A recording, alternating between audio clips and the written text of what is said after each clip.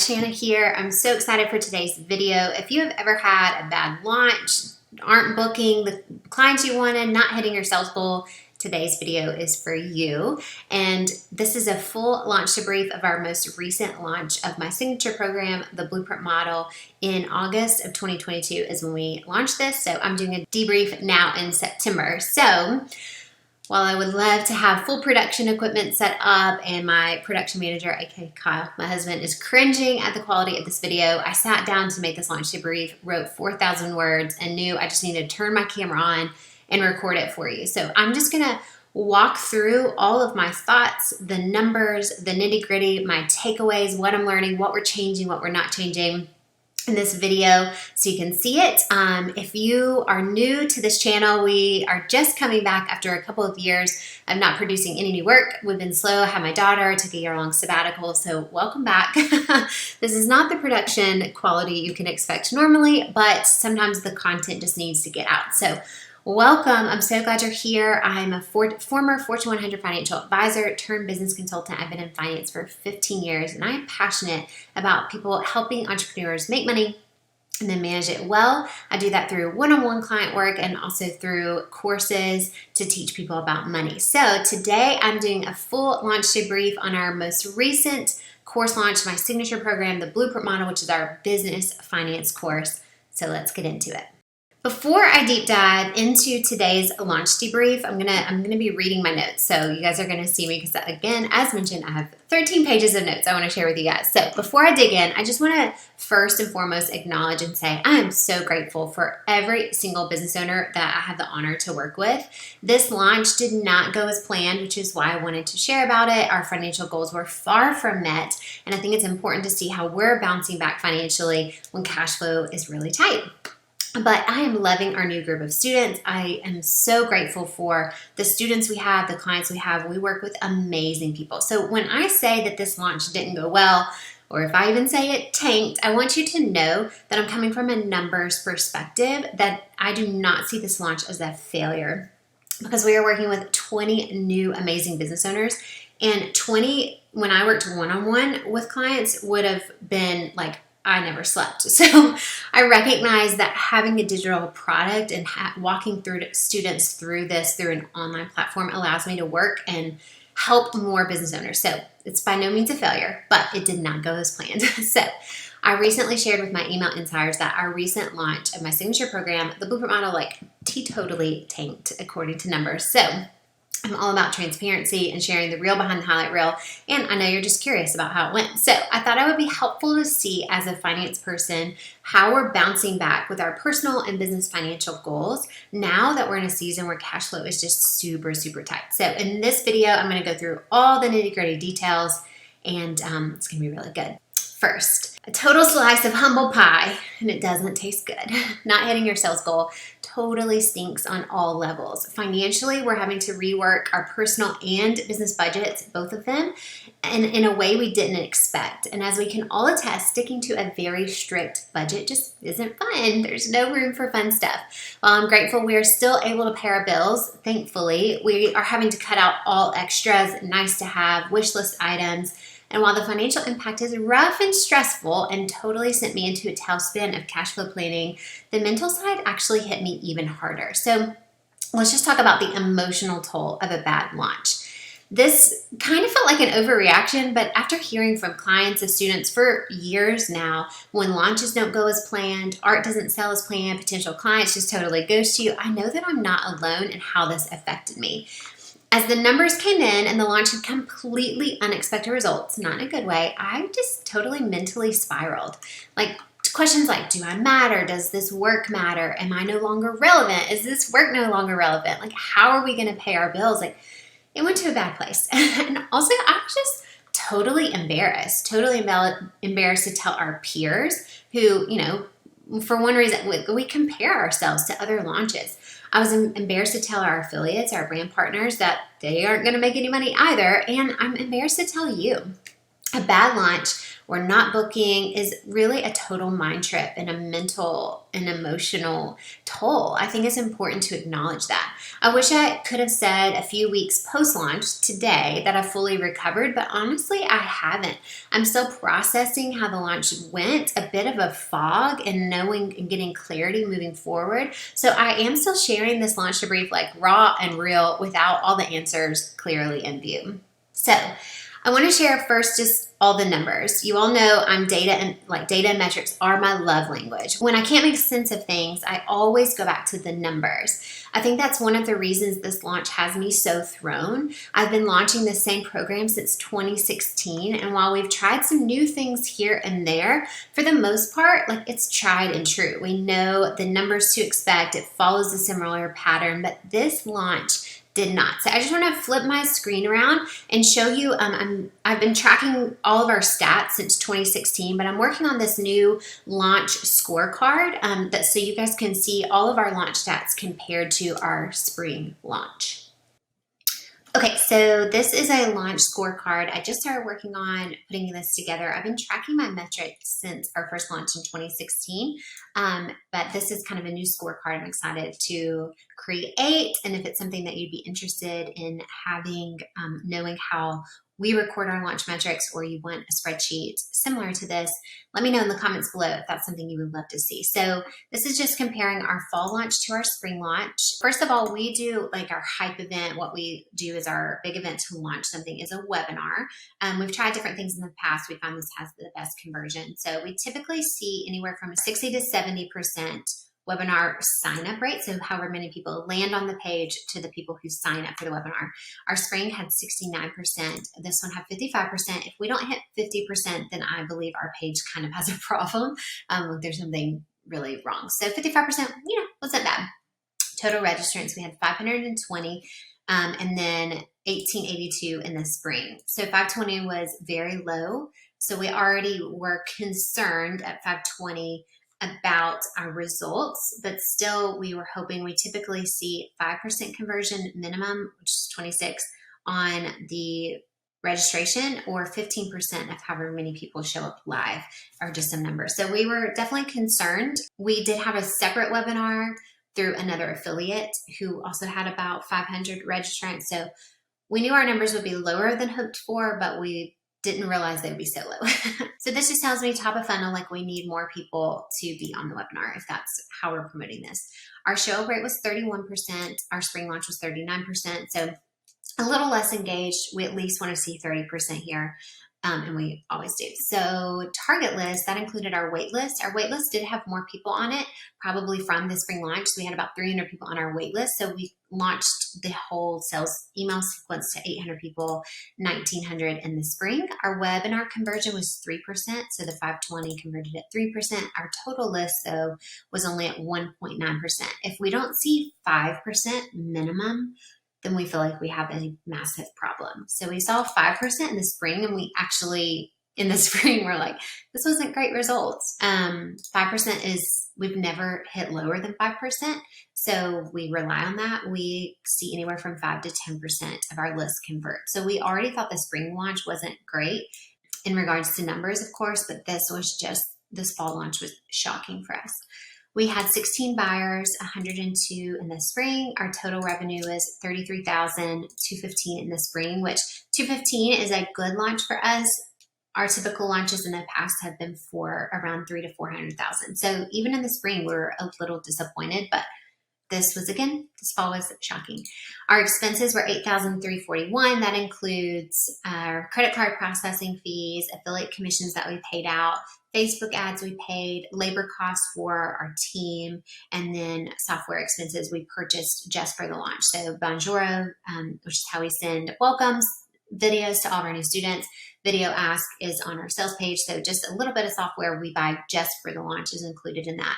Same here, we paid out a lot of affiliate commissions in the spring. So our profit margins were only 59% in the spring, 75% this fall. 75% is where we want to be. So that number was good. Our total profit was $25,126 in profit in the spring. So that's by the numbers what we're looking at as far as statistics. Okay, now that you've seen the numbers, let's just talk about key takeaways, what I learned, and how I'm moving forward from here. So my first key takeaway or kind of lesson learned was top of funnel. So if we think about marketing funnel, you have to put a lot of people in to funnel down to booking a few people. I learned this when I worked in finance. It was a 10-3-1. You needed kind of 10 prospects, 3 meetings led to 1 client. So you've probably all heard, I've heard it from years, marketing is a numbers game. I actually tend to really push back against that saying because, as you can see from the numbers I just shared with you, there's more at play than just the numbers. So says the numbers girl. I needed more eyes on this offer. Yes, like duh. But what I learned from this launch, first and foremost, is that relationships matter. And I've known that for years, but in a way, I kind of forgot that. As I teach all my students, we have to fill that funnel. Like we have to. That numbers matter, data and stats matter. That's why I do what I do. Audience reach matters, but there is more at play in marketing than just the stats. The strength of each relationship behind my email list, behind that Facebook like or Instagram follow, that matters more. My numbers for 15 years, starting from when I was a financial advisor, my numbers have always beat the metrics. My first launch, we did $106,000 in revenue with 254 people on our email list. My numbers have always beat the metrics because I've always had strength in relationships. So the hard truth for me is this: I haven't been doing any marketing basically for 3 years. So in 2019, our company was $750,000 company. I did not fully comprehend the impact of I took a full year off in 2020 as sabbatical. I took a lot of 2021 off after having my daughter. I took a maternity leave, and then we moved halfway across the country back to my hometown, Knoxville, Tennessee. And in 2022, I've just been so busy loving on our students that I really have not shown up very much for potential clients. And I'm realizing that like times have changed, and I just did not realize how different the industry is now versus even just 2 years ago. So my big takeaway here was getting back to building the strength of relationship with my potential customers before you ever buy. So hi, I'm coming back. I have loved and served my students well and my clients, and so I still have those loyal fans, but I want to do a better job building relationships before you ever click buy. So that was takeaway number 1. Takeaway number 2 was in our brand partnerships. So we have done affiliate marketing since 2017 or 2018. It is a really authentic way for me to grow my audience. Most of our past affiliates or brand partners have been clients or students of mine, and so they know the Blueprint model. They know my curriculum really, really well, and they love it. So when they go to promote it to their audience, they're telling their own personal story. It's really fun for me, really encouraging, because it's like a week-long testimonial for them. And they get to invite their students and their audience into a program that changed their life. So it really has worked really well with our affiliate partners. But for this launch, we actually onboarded 3 new affiliates, 2 of which I've never worked with. One was a client from 2015, 2016, and has a really strong audience. So let me tell you how it went with our affiliates. Affiliate number 1, we actually did something we've never done before, and we ran a completely separate launch for that affiliate. So the numbers I just shared with you have nothing to do with this affiliate. They had a completely separate launch. This was at the request of the affiliate based on their list size, which was 160,000 on their list. So that's a big list. We agreed. I will not be sharing their launch stats because honestly, it had nothing to do with our list. It had everything to do with theirs. So I don't feel like it follows any kind of stats that I personally have. But I will say we were completely shocked given their list size at the results. And so that was hard to learn. Affiliate number 2 was a new affiliate for us, a new partner we absolutely adore, kindred spirits. Sadly, she did not see any conversions come in, had a lot of clicks, no conversions. Affiliate number 3 was also someone we just are beginning a relationship with. She is amazing. I love her so much. She only launched to her membership, which had about 100 people in it. We did a master class for her students only, so it was like a special class for them. She also had no conversions, but she just did kind of a minimal launch. So typically our brand partners convert 1 to 2% of clicks. If that had followed a similar trajectory to normal, that would have been 40 to 60 students coming in from those, and goose egg, 0 came in. So affiliate 1 converted at 0.2%, affiliate 2, 0%, affiliate 3, 0%. But we actually had a 4th affiliate come in last minute after the webinar. She converted at her typical, what she did in our spring launch as well, 0.9%. So the takeaway here again comes back to relationships. What I learned here is buyers have a lot more options now than they used to. This program used to be kind of the only business program out there, and still is the only business program taught by a finance expert that focuses on the numbers. So it still is definitely unique in that way, but there's a lot more courses in general. People have less money, they're buying a lot more things. And what I've learned is we need more time for our brand partners to introduce me to their list. Like, we need to build that relationship with their list. So our affiliates that have been with us for a long time, they're seeing the same conversions we've always seen because their list knows us. They're familiar with us. This isn't the first time they've heard about this program. We typically see someone on our list for a year before they buy. So that's really important to know. And again, it just comes back to building stronger relationships with our list and with our brand partners list. Third takeaway, don't put all your eggs in one basket. As of now, our business still heavily relies on 2 main launches a year of our signature program, the Blueprint Model. Like, this is our cash cow. I've known for a long time now that this needs to change because it is really stressful, like, to have, you guys know, you work in seasonal businesses. We have a lot of money come in, we live on it for 6 months. We have a lot of money come in, we live on it for 6 months. I wanted for a long time to streamline that out.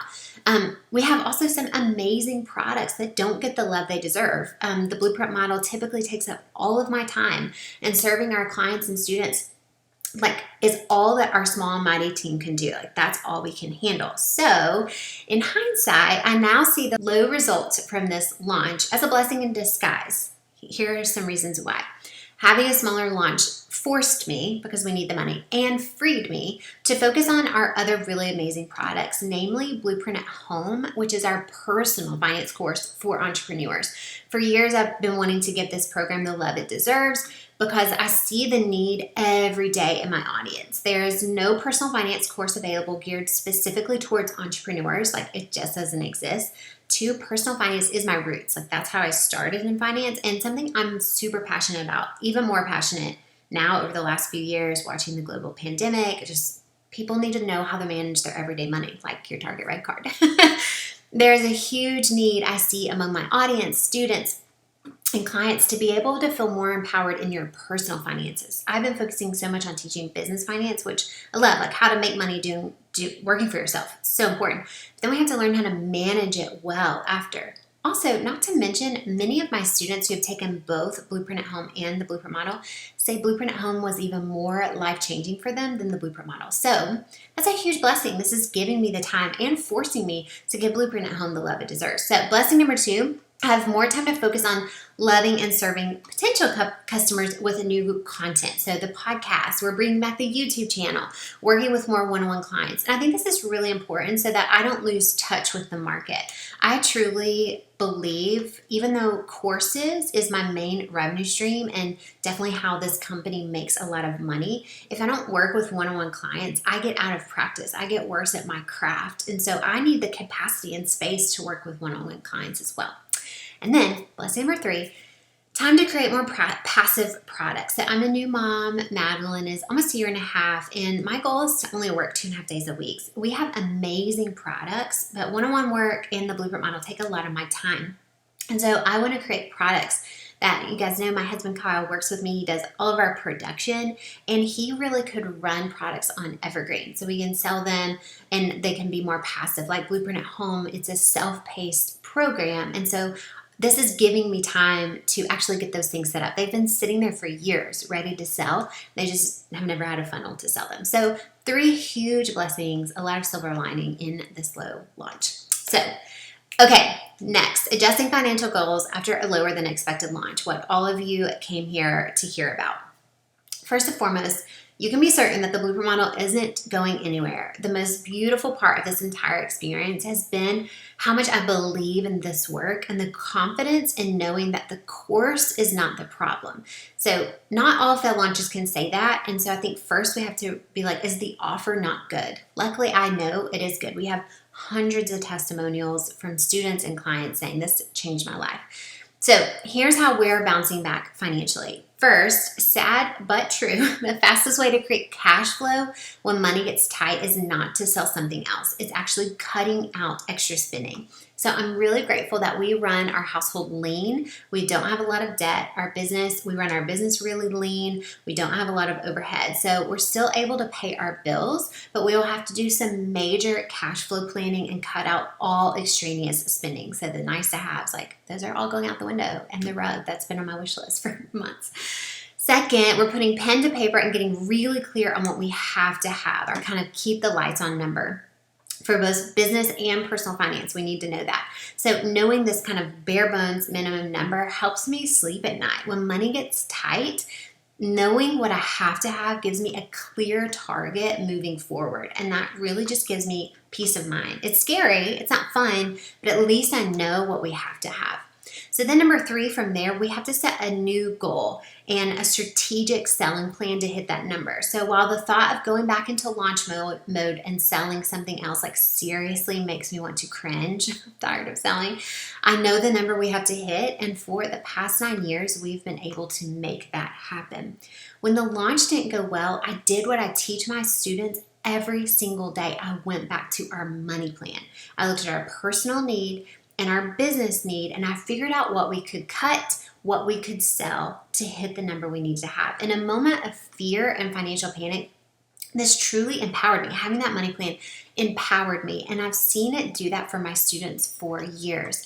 Knowing your numbers gives you the tools you need to pivot and adjust as needed, whether it's a bad launch, a global pandemic, an impeding recession. When you know what you need, I know that you can figure out how to hit that number. Listen, I have swept floors, schlepped buckets for floral designer, paid for groceries with tip money. When Kyle worked at the airport, he got tips. We sold our cars, we commuted by bike, because why did I do all those things? I knew what I had to make financially to make it happen. And so we just got creative. So I just think there's really beauty and power in knowing that. Numbers are data. And when you know how to read them, you're empowered to kind of get back in the driver's seat, create a roadmap to move forward. So silver lining, this experience reminded me again of why I do what I do. Like, we all need a money plan, but it gives you freedom. So where I went wrong: net worth statements, spending plans, profit margins, defining enough. That is my language. I was truly born to speak. It's the gift God gave me from the first time I played bank as a child instead of house. I know that that is my gift. But no one tells you when you start launching courses, you change your business model. So I'm no longer a business consultant, financial coach first. I'm an educator, and I'm supposed to fall in line. Make a freebie, build your list, sell to list, repeat. Make a freebie, build your list, sell to list, repeat. Like, to be honest, I miss my actual job. I miss being a financial coach, and I get to do that every day with my students and clients, which is why I think I've neglected the marketing side, because it just feels like build your list, make the freebie, sell to list, repeat. I want to flip the script back to being a business consultant and financial coach first. And an online courses is just the medium I use to help more people. So I realized I got so busy like acting the part, doing what I was told to do, following the funnel, that I forgot to just show up and do really good work, to put my head down and figure out how can I empower every single entrepreneur to read and understand the story numbers tell them, because that is truly how you bounce back after a horrible launch, is going back to your money plan. And that's how you live to fight another day, right? And whether it's a global pandemic that wipes your calendar and all your revenue, the fear of a recession that sends your personal budget like running scared, the sooner I get back to doing my good work and empowering more people to understand their money, those results speak for themselves. They always have. People ask me all the time how I grew my business so quickly, how I sold $100,000 my very first course launch, which apparently is unheard of. And it's because of relationships, track record, and getting great results for my clients. So when it comes to marketing in 2022, I recognize that times have changed. And you know, the old saying, like, insanity is doing the same thing over and over and over again and expecting different results. Well, what's interesting though is I've done the same thing over and over and over again and got good results. This is the one kind of outlier. And now it's interesting how quickly people want you to change change your plan. So over the past few weeks, I've had countless students, friends, peers, and strangers reach out telling me in one form or another something like this: get back on social media.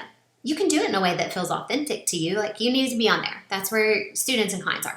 Or I need to break up my course, the Blueprint Model. It's too hefty. People want quick results. Sell something they can get quickly. Come up with a new project. Whatever that is, like, that's not working anymore. Or 3, people need what you have, Shanna. Like, you owe it to them to show up. You owe it to them to show up. When I worked as a Fortune 100 financial advisor, I heard the same message, maybe kind of in different language, but I went something like this: like, you can help more people if you do it this way. Like, insert whatever this way is, whether it's social media, email marketing, freebies, 5-day challenges, whatever this is. Like, marketing in 2022 is the same as it was 16 years ago, of people saying you can help more people if you do it this way. It is not lost on me that what I do matters, and people need what I offer. I know. I was reminded just this week, as I started working with a new client, we're doing a personal financial plan for her. She makes $200,000 a year. She has $0 saved and like is penny pinching at the end of every month.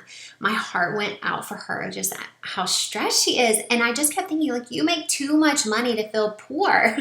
And the fact is, her story is not uncommon. I hear these stories every single day.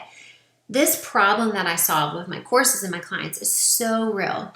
I think, though, we get into really dangerous we got to tread carefully when we convince ourselves and others that we have to show up in a way that feels inauthentic to us, or to the point of exhaustion, to hit our sales goal / help more people. So I'll say it again: doing business like everyone else is not the answer. And while I'm so grateful for all of the feedback I've been receiving, thoughts, exercises in thinking through how we could get nimble and change things up, I'm still working on a marketing plan moving forward. But what I do know that I'll be doing is getting really quiet and thinking about the one person I want to serve: the Katies, the Hillarys, the Leahs, the Beths. Because here's the thing: the more clear I can get on the one person I want to serve, I have seen through the last 15 years that the better you do at serving one person, you'll reach the masses. So after all of this, what am I going to do? I'm going to stay the course. This experience has been mentally and financially challenging. I've had a lot of blessings in disguise and silver lining moments. For those, I'm grateful.